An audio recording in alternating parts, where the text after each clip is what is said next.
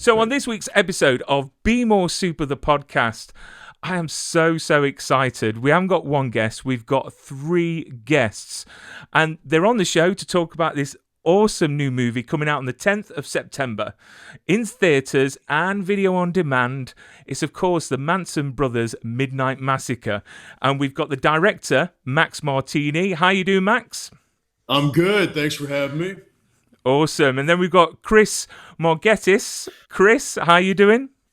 I'm doing great. Thanks so much for having us, Brian. It is a pleasure. And, of course, the lovely Mike. Mike, how you doing, my man? I'm doing well, Brian. Thank you for having us. We really appreciate it. Oh, do you know what? I have had early access to this movie, and I've got to say I have watched it 4 times. I think it's awesome. Every time you watch it, you see something else, or you catch another awesome one-liner. And it's just it is just fantastic. And do you know what? I've even started to use some of the one-liners at work because they're great. They are You're great. the best, man. I know. This is the best news I've had. Yes, the best compliment. So I'm let's going to bed after this one. So off the back of directing a very thought-provoking movie, which is again another awesome movie, which was Sergeant Will Gardner. Max, what a superb job. I didn't get a chance. I know I interviewed you before the film's release, and I've got to say, what an awesome movie. But this time round, we've got zombies. We've got wrestlers. All under the same roof. What can go wrong? Nothing. Because absolutely, it is classic, honestly. Because me, as a old school wrestling fan, I loved Hacksaw Jim Duggan. I loved Rowdy Roddy Piper. I loved Bret the Hitman Hart and all those. So watching this movie took me back to that sort of spirit. And then you had zombies, which I just think's awesome. So if you could tell me a bit about the film, Max, we'll start with you. If you could tell me a bit about the film, and without giving any spoilers away, because people have got to go out and watch this. It's awesome. Yeah, well, let me tell you kind of how it came to me, which, because my intention, I did not set out looking for a zombie to follow up Sergeant Will Gardner to, and but if anyone has seen Sergeant Will Gardner, they know that I have a passion for helping our veteran community. That was the intention behind that film. And then, but it was taxing emotionally, like you said. So Mike and Chris brought me the script, and I read it and thought it was hilarious, and also, saw an opportunity to involve some veterans in the making of it. So we have 4 veterans, I'm proud to say, in leading roles in the film. There's a lot of veterans working on the crew, behind the camera. And to answer your question, look, I mean, it's really, I liken it to like a Dumb and Dumber kind of zombie comedy. I mean, there's an endless amount of buffoonery. If you like that kind of broader comedy, I think you're going to love this. There's a lot of action. If you're a fan of wrestling, I think, that's a big draw. And, and if you're a horror fan, the horror scenes are graphic and bloody and, full of body parts flying. And it's a good time. It's just, it's purely meant to entertain drunk people.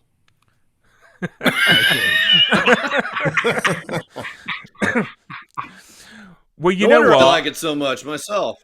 Now I've got a challenge on my hands to get drunk and watch it again. Maybe I might get a different experience.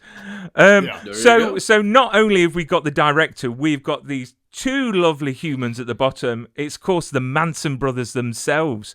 So we've got Skull, which is Mike, and we've got Stone, that's Chris.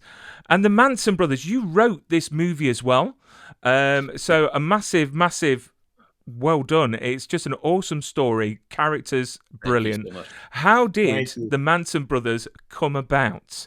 Who would like to answer that? Go ahead, Margetis. Well, Yeah. So Mike and I were professional wrestlers. 20 years ago, 25 years ago. I actually 33. followed behind Mike in a group that was called the Brotherhood / the Manson Brothers. Mike was leaving to go on the fire department, and I was a young, well, not that young, but up and comer. And we had kind of hit it off to begin with, and so he suggested that I replace him there. Fast forward to, my God, I don't know what it was, 10, 15 years later after we had gotten out. I had actually done a really low budget film in Chicago that Mike was watching films one day, and a guy that he knew that was was he a projectionist, Mike? Was that what he was? Yeah, he was a projectionist. He's like, hey, I got this Frankenstein film. You want to watch it? I'm like, yeah, I'll watch it. And then I'm looking at this guy, and I'm like, guy looks really familiar to me. I mean, that looks like Stone. And so I asked, I texted him, I'm like, hey, are you in a fucking Frankenstein movie? And he's like, yeah. I'm like, I'm watching it right now. He's like, you are not. I'm like, well, why would I tell you if I wasn't? So Mike's one of 3 people that actually ever saw it, so that was great. You were good in it, and that's sort of how we reconnected. Mm. Yeah. So then Mike had worked with Max, and Mike was coming out to visit Max.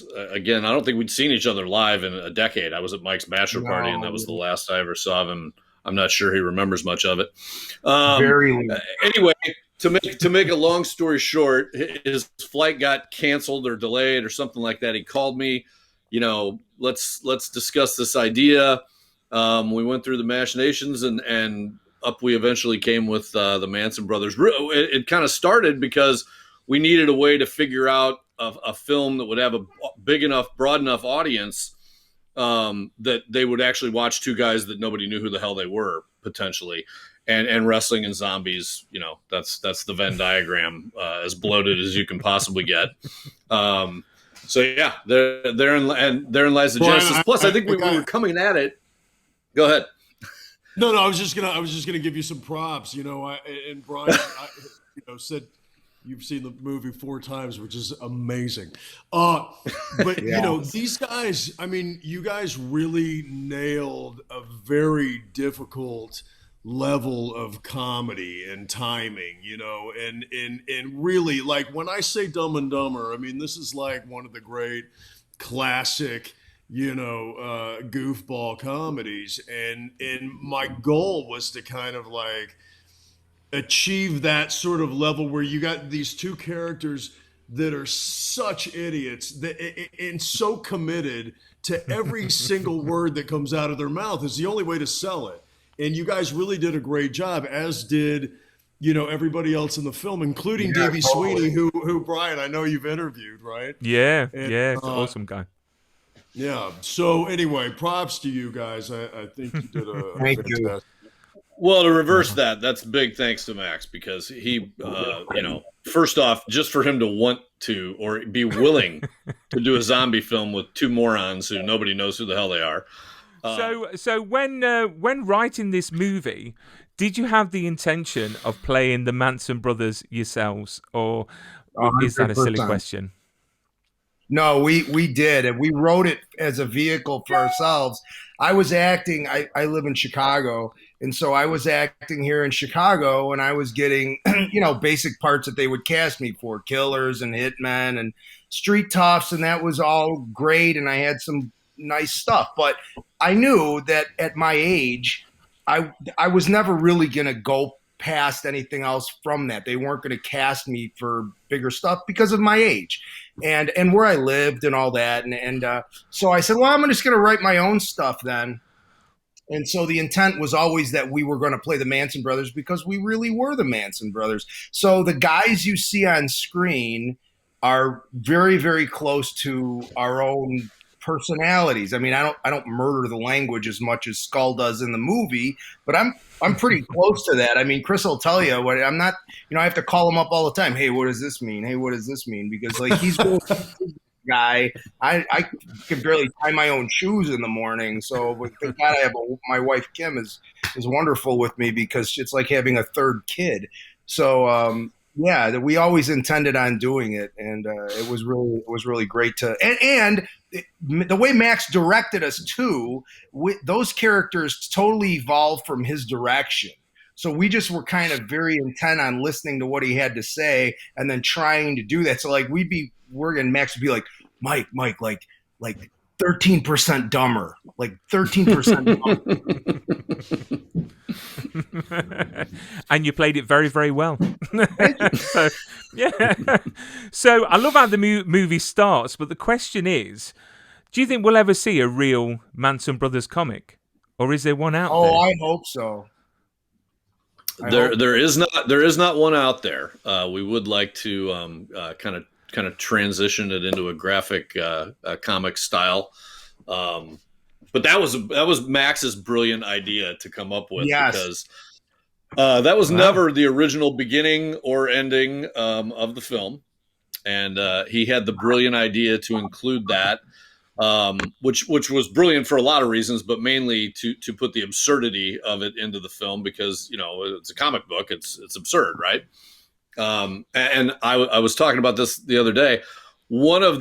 When we had a screening of the film at a HorrorCon in Chicago a few weeks back, and it was there were like 300 people there. It was really well attended, and the thing they went the most nuts with, you'll recall this in the movie towards the end when you see the second comic book cover. I mean, the place went bananas, and so again, testament to Max, because it not only was just a great way to. I hate to give anything away.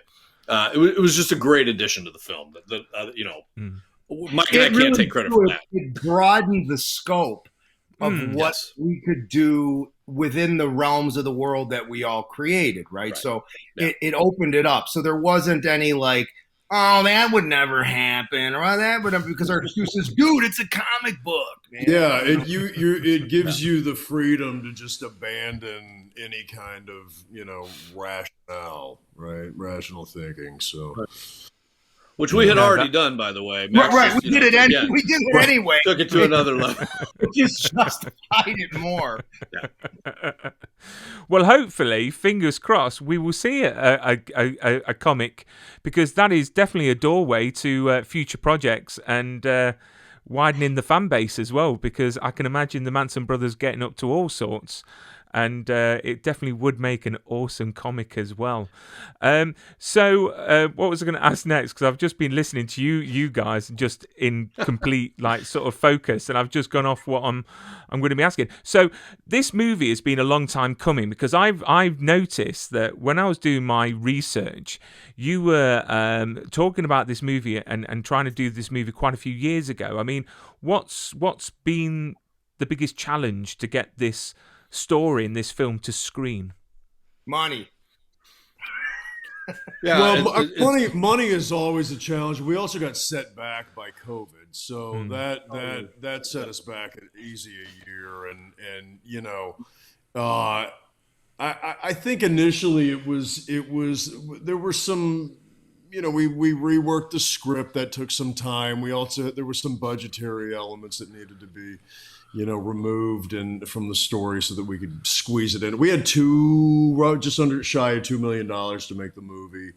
And, I think it plays bigger. This is a lot of favors from friends and special effects companies and music people. So that one of our characters in the film is played by Jay DeMarcus, who was one of the original Rascal Flatts band members, and he also scored the film. He scored Sergeant Will Gardner for us. The visual effects company I met way back years ago. I've been working with them forever, and so it was a lot of networking. It just takes time. You want to aim high and see where you land. And when we talk about the score of the film, I think it's awesome. I mean, there's certain pieces of music to go with certain scenes, which I just think fit perfectly and make you chuckle as well. So when we talk about casting, I mean, obviously we've got the Manson brothers, but we've also got some really great actors as well within the within the project, like DB Sweeney and Randy. I mean, how much control did you have? Casting. I mean, did you have Max complete control, or was it a case of a group effort? I mean, who was the one that decided on who was playing DB Sweeney's character and 100% and Yeah, that was all Max. I mean, that's one of the a million things that was so great about having him involved in the project and directing was, we got people in this thing that I don't think in a million years would do a zombie movie, right? Or play these ridiculous characters, but because Max has 30 years worth of nobody knows who the hell they are. Right. Yeah. I mean, who wants to go act with a couple guys they know nothing about? So the not only the leap of faith on his part of taking Mike and I on, but then the ability to bring on people in supporting roles for the most part who are willing to work with us. It just elevated the project. Well, it's also like you want to find guys that have some name value, but you also need to find guys that can hit that comedy also, right? Like for instance, my buddy Adrian Pazdar showed up, and we essentially said, "Hey, you're going to be high through this whole movie. Here's your nitrous, go." And he went, "Oh, okay, I got it." And DB Sweeney showed up to set with a toupee and a suit that he brought from Chicago. So everybody got the tone of the film, and what's great about the supporting cast is that like I think I said this in a different interview, but I'm not even sure we had a meeting prior to filming. I mean, these guys literally just stepped in their clothes and got it. And by the way, we have for those of you that haven't seen the movie, we have characters dressed up as, Evel Knievel, and one guy's in a chorizo outfit, and, I mean, it's ridiculous. But it works. But it works. But it works. No. It's hilarious. Yeah. Definitely works. These guys are like, I mean, Adrian Pazdar, DB Sweeney, these guys are pros. I mean, they're A-list guys, and they didn't come in and belittle the material or belittle us. They didn't phone the performances in. They were like 100% committed, and a lot of what you see on screen is what they created. We just gave them the dialogue. They created the rest of it.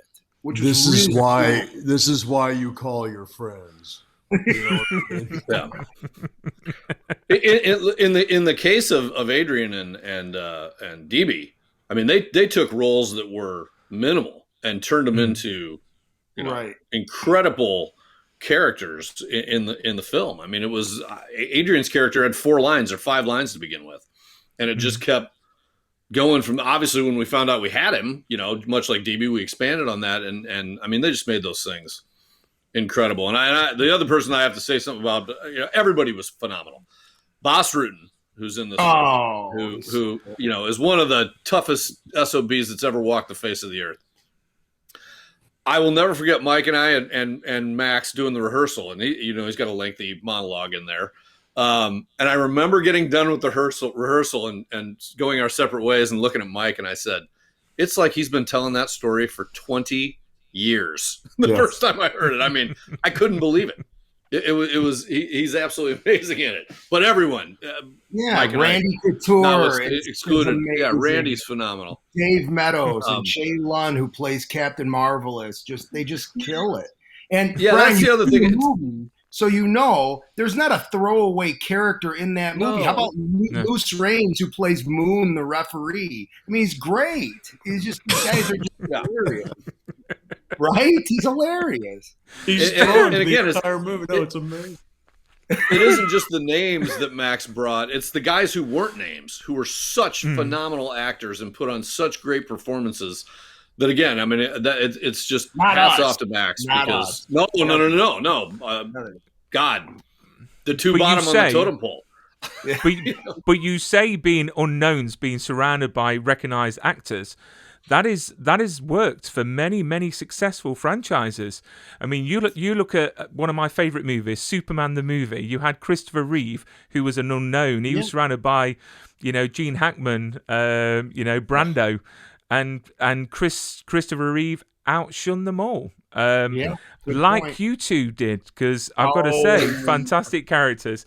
Thank we you. see on screen an explosion, absolute explosion of zombie gore, wrestling, great one-liners. How much fun was it behind the scenes? I mean, it must have been an absolute blast to film. Blast. And I'll tell you, we didn't get a lot of sleep. We worked really long hours. I don't sleep a lot. And every day that I got up dragging my butt, I could not wait to get to that set and just have fun. And it was just every day was an absolute blast. And everybody was like that. You know, we didn't have one person who were like, oh, God, we got to deal with this guy. No, everybody just had such a great time. And it was just such a, from, Caleb Torres, who plays Butch in the movie. And, he came on and was there just a couple of days, but he was having a blast. Everybody just had so much fun. It was great. And I wanted to mention because he's so damn good in that he's part. very good. It was the experience of a lifetime. It was the absolute, a lot of hard work and a lot of long hours, tough being away from your family, that kind of thing. It's the most fun I've ever had. And I'm going to tell you, I've had a life filled with amazing experiences between wrestling and family and every other thing. This was, family notwithstanding, this was the greatest time of my life. I've do it a million times over. I have a fun Randy Couture story to tell really quick. So I had gone home for my daughter's, she had an event. So I flew home on a weekend and I'm coming back. So we shot at New Mexico. So I was coming from Albuquerque Airport to where we had rented a house in the hills. It was about an hour away. So I call Chris and I'm like, it's like 10:30 at night on a Sunday. And we have to work at like 6 a.m. on a Monday. And I call him like, hey, man, I just got here. I'll be there in an hour. He's like, well, Randy's here with our location manager. I was in bed. And they're like they've all been like at it for a while. And Randy gets on the phone and goes, hey, I hope you took your vitamins this morning because we're going to go a couple of rounds when you get here. And I was like, crap. I was half asleep. Like, I got to face this guy and he's gassed up and all that. It was just hilarious. That's awesome. That is awesome. To know that Randy Couture is waiting there to throw you around when you get there, it's like, and it's happening. There's no getting out of it. Yeah, that was a challenge. He's a scary man to look at, and he looks like he's been through the walls, and you wouldn't want to. He has literally. So my next question, funnily enough, is for you, Mike. Again, your one-liners in this film is just phenomenal. Thank you. Literally, I was laughing so much. Like, literally, I was downstairs trying to watch the movie while the kids were asleep and the wife was doing, and I just randomly was laughing. Thank you. Well, that was the intent. So I'm glad you caught him because I was scared. Have you? Believe me, people will listen to them and laugh. I mean, have you got a favorite that you could share? A favorite phrase? A favorite phrase? If I had to pick one. No, I don't know. I think the I won't give it away, but I think the bit about me finding out what our ethnic background is funny. That is awesome.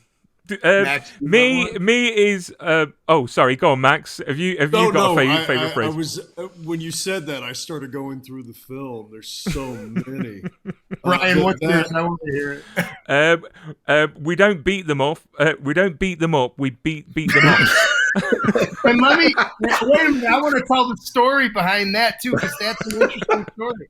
So prior to us shooting, Max, Chris, and I were all sitting around at Max's apartment going through the script, and we were actually figuring out Adrian Pazdar's character. But I always had a problem with that line because I hate the term beat people up. I'm going to beat you up. I hate it. I like, I'm going to kick the shit out of you or whatever. I don't know if this is a family show, but whatever. So I said, man, I really don't like that. So we were going around and I said, beat people up. And yeah, we beat them off. And Max goes, that's it. That's it. So that's how that got in there. That's how a lot of those things came up, was the three of us sitting around throwing things at the wall. And if we started laughing, it went in there. So yeah. So no, that's awesome. But the thing is, there's that collection of one-liners. Honestly, I think obviously we'll talk shortly if there's a possibility of any more down the line. But you've got to keep that going because the genius, wait till you see the second absolutely one. genius. Let's So I go. wanted to mention your website as well, Manson. Is it mansonbrothers.com? Yes. Where you can get lovely T-shirts, which Mike is wearing right now. And you can have two different sorts of backgrounds. And coffee mugs. And a coffee mug. But I've Or got bourbon mugs if you're Chris. But I've got a bit of a gripe, okay? I'm in the UK and I can't get them. And literally, the only cup that I have for my coffee is my Lockdown Coffee Club, which is from School Crusher Coffee, which is one of the strongest coffees you can have. Well, I have to get some. Absolutely immense. Brian, send us your when we go off. Give us your address, and I'll send you some stuff.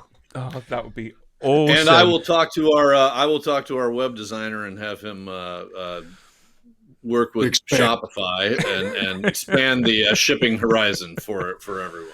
For sure. Yeah, because at the moment you can get a collection of a poster, a mug, and a T-shirt for an amazing price. And if I'm right in saying it's free shipping within the US, Yes. So that's awesome. Have you got any plans on coming over to the UK for any conventions?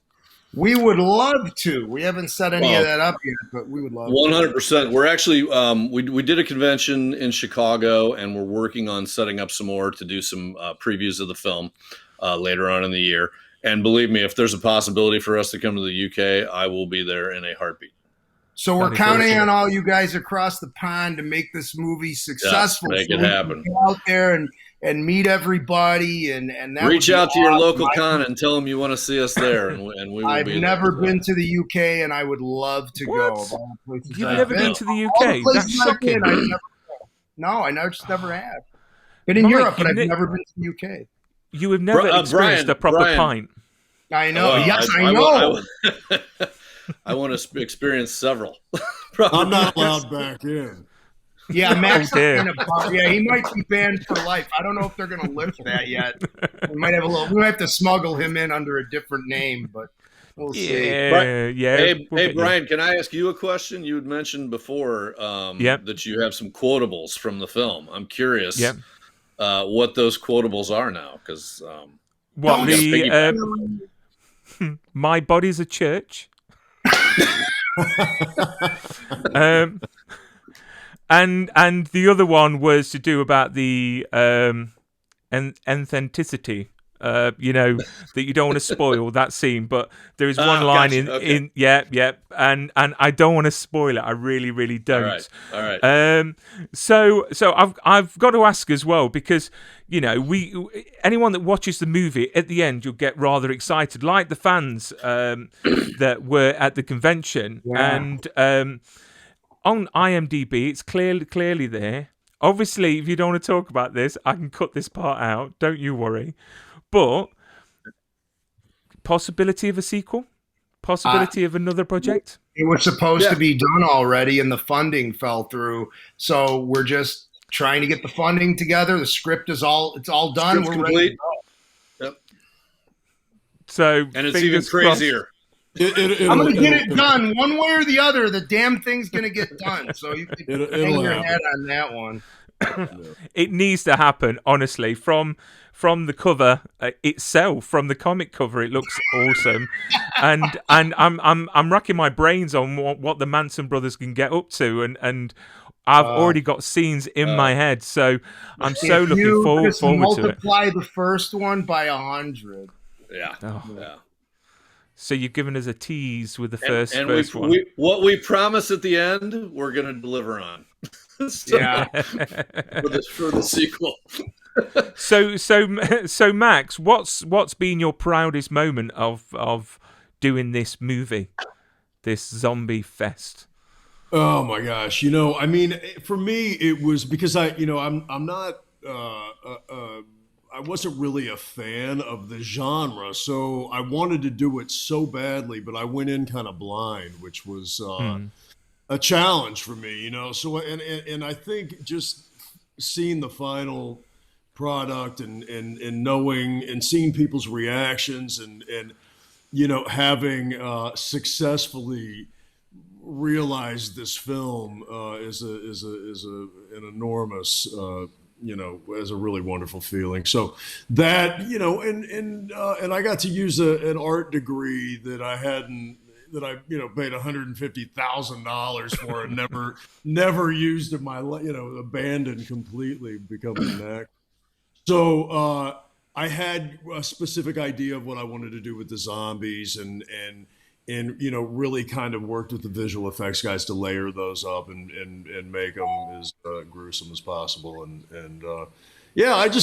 really pleased with everybody. I mean, it was a collaboration, but I was proudly at the helm, and I think we did a good job. You did it. First of all, you did an awesome job, and I'll say this: there's no way this thing got done the way it got done without Max. He took what we wrote and interpreted it the way you see it on the screen. And even up to the 11th hour when we were getting ready to shoot, we were making little changes that made it what it is. And I think it really does, obviously it's not, we didn't write Amadeus. So but I think it stands on its own as far as being in the genre. And I don't even really know if you could pigeonhole it in the genre, but I definitely think it's a unique film. And the greatest compliment I had of it is when I showed a friend of mine, and he's a really hard critic. And when it was done, he's like, man, I'm really sorry that ended. I wish it was going on. And I was like, oh man, that's awesome. I was editing this movie. I was doing a series in New Orleans, and while I was cutting this film, and so I would get off set and I'd run into the editor's suite, and my editor Tim Solano, every time I found him, he was just crying, laughing hysterically, cutting this movie that he had seen, over and over and over again. But one of my buddies came onto the show, the series that I was doing, and I asked him to come watch the film, and he laughed through the whole thing, and at the end of it, he said, "This is like one of these movies, man, that like people are gonna watch it, and then they're gonna watch it again, and then they're gonna watch it again because there's so many layers that hit you every time you watch it, and then they're gonna get high and watch it, and then they're gonna get drunk and watch it, and then it's and he just went, it's gonna become one of these stoner movies that people just go back to and back to and back to. So hopefully." We get that kind of a reaction from people. But I think if you appreciate that humor, this is going to be a big one for you. Yeah. It definitely is. Yeah. It definitely is. And next week, we've got another cast member on the show. We've got Dave Meadows, good old Carson the Crippler Murdoch. And Dave is awesome in this movie. He is awesome. Let me tell you, Brian, that character is based on a real guy, as is the character of Captain Marvelous and Thumb. They're all based on real guys that we worked with. Obviously, we took a dramatic license, but Dave just crushes that role. He's so good, and you'll end up fun talking. Have you got any dirt on him? On Dave? I can use? Yeah. Oh. He carries a change Any purse. funny stories? Sorry? He carries a change purse. I'll tell you a funny story. Really? He is. I mean, it's not dirt, but he's a former Navy SEAL. Yep. And in a pretty high speed operator, he was at that. Totally. Yeah. But oh God, do we? I'll tell you what, Brian. You can actually you can clarify something for me, okay? So of course I tell this story to Dave's friends all the time, and he never admits it, quite frankly. So maybe you can get him to come up with it. So I think we were out shooting at one point, and Dave comes into town. And to make a long story short, Mike and I had lobbied for Dave to play Carson. Max, because he's Max and is so awesome, had this continuous string of big names who were interested in playing him. For whatever reason, it didn't work out. And we finally had said, hey, how about Dave? And Dave comes to fruition. So Dave gets there, and everybody's meeting Dave and blah, blah, blah. I go up to Dave, and I'm like, hey, man, what's happening? And he just kind of looks at me, and he's like, hey, And I was like, okay. And, I kind of turned away. And as everybody's talking about how great Dave is, I'm like, Dave's kind of being a dick to me. I don't know what's going on. And I tell Mike one night, and Mike's like, no, you're imagining things. And, I said, I don't think I am, man. This guy's just not. So after about 3 days, I start to conclude that I think Dave is kind of going method on me because we're definitely, head to head throughout the film. I put it to rest at the literally, we wrap with Dave, and he turns to me and says, "Oh my God, man, this has been the greatest experience of my life. Thank you, thank you, thank you, thank you, thank you." Right, and so at that point, I'm like, okay, I guess, and I'm pretty sure Randy, Mike, correct me if I'm wrong, made a similar comment to you, did. right? I was reiterating that story to Randy a couple of weeks ago when we were doing the horror convention, and Randy goes, "I got to tell you, when I first met Dave, I thought he didn't like me either." So here's some dirt, Brian. So on that note, Yep. Dave's roommate, Val, his old roommate, told me that there was a point in time where Dave was playing a priest, and Dave lived in character as a priest for weeks leading up to the movie. So he's one of those method actors. I think you should rock really hard on that. Yes, I think that's the line right there. Yeah. And I don't think I made it any better when Chris was like, "I don't think Dave likes me. He's really kind of being a dick to me." And I'm like, I'm not having that experience. He loves me. I had a wonderful conversation. Tell him you spoke to Val. Val, do you know what? I am sure that he will see this and he'll be like proper prepared. But I think that film is Amityville Moon, where he plays a priest, and it's to do with werewolves as well. So he's good at it too. I'm not sure when that's out, or if it's out now, or I think it's coming out. I think it's October. Yeah. Awesome. So before we end this lovely chat with all three of you, who would actually survive a zombie outbreak if there was a real zombie, or who would be the first one to get it? Be the first one to get it? Probably me, because I would be unaware that it was going on. Randy would survive. Yeah, I was going to say Couture would make it. Probably Boss. The rest of us would be cannon fodder, I'm pretty sure. Dave would probably survive. Dave would survive. Freddie Joe would probably survive. He's our stunt coordinator because he would be the idiot. Freddie Joe is like Goofy in the Disney cartoons, where he always winds up in a pile of crap that comes out smelling like a rose. That's Freddie Joe. So he would probably survive. And are you doing anything special on the 10th of September to celebrate the release? Christopher? We are going to be in Los Angeles at the theatrical where it's coming out. And then Mike and I are heading out, I think the next day after that or the day after, to hit some of the other locations, New York, Chicago, Dallas is a possibility as well. So we're going to do our own kind of mini press junket to go out there. And if anybody wants to come and hang out, answer some questions, have some fun, and more importantly, go have some drinks afterwards. So that's the big. And if they like the movie, tell everybody. And if you didn't like it, don't say anything. And go out, have a few drinks, then watch the movie again. Why not? Yeah, you'll get a different experience. Guys, thank you so much for coming on to the show. I've had a great time. And thank you so much, having Brian. seen the film 4 times, it's like I really know you guys as the Manson brothers, and we are the Manson brothers. There you go, Max. Thank you for the support, man. Oh, it's a pleasure. The film is absolutely stunning, and everyone needs to get on it. Everyone needs to see this movie. It's funny, gory, full of action, and great one-liners. So, guys, thank you so much. Keep safe and stay super. Thanks, Brian.